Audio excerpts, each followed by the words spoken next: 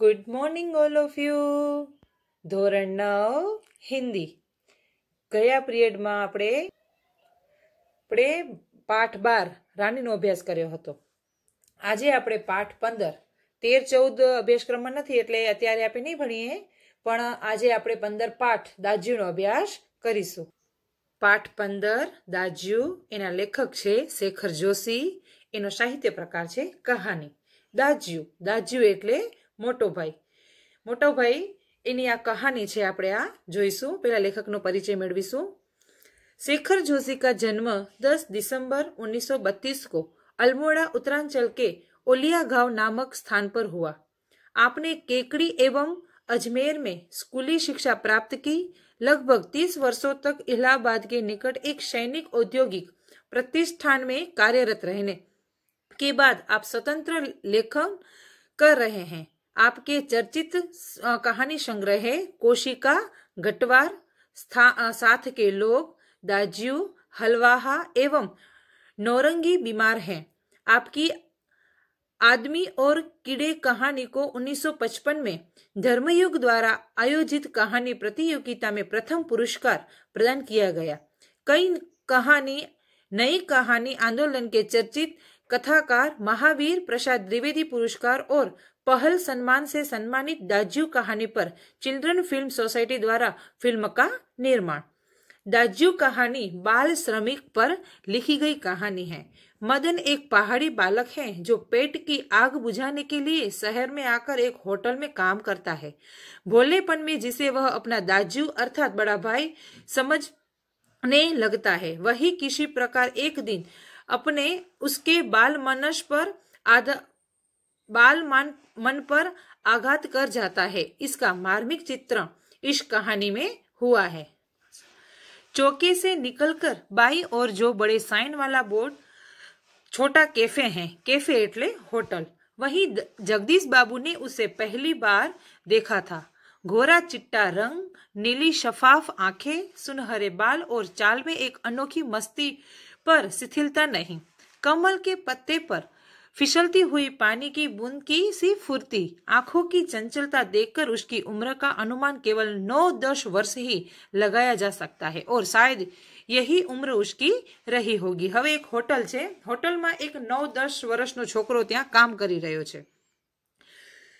अधजली cigarette का एक लंबा कश खींचते हुए जब जगदीश बाबू ने कैफे में प्रवेश किया तो वह एक मेज पर से प्लेटें उठा रहा था और जब वे पास ही कोने की टेबल पर बैठा तो वह सामने था, मानो घंटों से उनकी उस स्थान पर आने वाले व्यक्ति की प्रतीक्षा कर रहा हो. वह कुछ बोले नहीं. हाँ, नम्रता प्रदर्शन के लिए थोड़ा झुका और मुस्कुराया भर था, पर उसके इसी मौन में जैसे सारा मेनू समाहित था. सिंगल चाय का ऑर्डर पाने पर वह एक बार पुनः मुस्कुराकर चल दिया और पलक झपकते ही चाय हाजिर थी. 9-10 વર્ષનો એક પહાડી છોકરો હોટલમાં બોય તરીકે કામ કરે છે. જગદીશ બાબુ ચા પીવા એ હોટલ આવે છે જ્યાં એ છોકરો કામ કરે છે. તેઓ તે પહાડી છોકરાથી પ્રભાવિત થાય છે. છોકરો તેમને જોઈને સ્મિત કરે છે. છોકરો તેમને પૂછે છે, ચા લઈ આવું સાહેબ? છોકરાના આ બે શબ્દો સાંભળીને તેમને પોતાનું એકાકીપણું દૂર થઈ ગયું એવું લાગે છે. છોકરો જે છે ને એને સ્મિત સાથે એને કહે છે કે ચા લઈ આવું સાહેબ. તો આ જે જગદીશ બાબુ છે ને એને પોતાના જગદીશ બાબુ જે છે એ પણ પહાડીના જ છે, પણ આ લોકોને ખબર હોતી, આ છોકરાને ખબર હોતી નથી. ત્યારે જ્યારે કહે છે ને ત્યારે પોતાનું એકાંકીપણું લાગતું હોય અને એકાંકીપણું દૂર થઈ ગયું હોય એવું આના બે શબ્દોથી એને લાગે છે. मनुष्य की भावनाएं बड़ी विचित्र होती है. मनुष्यनी भावना हो एकदम विचित्र होय छे.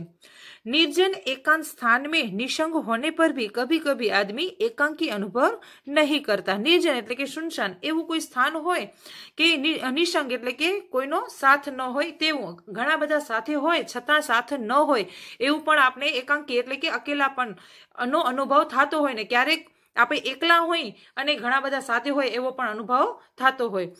लगता है इस एकांकीपन में भी सब कुछ कितना निकट है, कितना अपना है, परंतु इसके विपरीत कभी कभी सैकड़ों नर नारियों के बीच जनरवमय वातावरण, जनरव एटले के कोलाहल, वातावरण में भी रहकर भी शून्यपन की अनुभूति होती है। लगता है जो कुछ है वह पराया है, कितना अपनत्वहीन, पर यह अकारण ही नहीं होता। इस एकांकीपन की अनुभूति इस अलगाव की जड़े होती हैं। बिच्छू हो या विरक्त એટલે કે ઉદાસીનતા की किसी कथा के मूल जड़ में क्यारे क्यारेक એવું હોય કે આપણે ઘણા બધા સાથે હોય છતાં આપણને શું લાગે, એકાંકીપણું લાગે, પોતાનાપણાનો ભાવ પણ આવતો ન હોય ને ક્યારેક આપણું પોતાનું ન હોય છતાં પણ આપણે એમાં પોતાનાપણાનો ભાવ નજર આવે છે, એવો અનુભવ આપણે કરીએ છીએ। અહીંયા પણ એવું જ છે।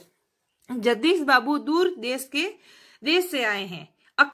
जगदीश बाबू छे ए कोईक बीजा देश थी ज आव्या छे अने अहींया एकला ज रहे छे। चौक की चहल पहल कैफे से शेरगुल में उन्हें लगता है। આપણે પણ જો અહીંયા રહેતા હોય ને પછી આપણે વિદેશ જઈએ ત્યારે આપણે વિદેશમાં કોઈને ઓળખતા પણ ન હોઈએ અને કોઈ પણ આપણો ત્યાં કને પાડોશી કોઈ આપણે મળી જાય ને તોય આપણે એમ થાય કે આ તો આપણો સગો છે। ત્યાં આ જગદીશ બાબુ જે છે એ દૂર દેશથી આવ્યા છે અને એકલા જ રહે છે અને એને એમ લાગે છે કે અહીંયા તો કોઈ આપણું પોતાનું છે જ નહીં, એટલે કે अपनत्वहीन, પોતાનાપણાનો ભાવ આવતો જ નથી। शायद कुछ दिनों रहकर अभ्यस्त हो जाने पर उन्हें इसी वातावरण में अपनेपन की अनुभूति होने लगे।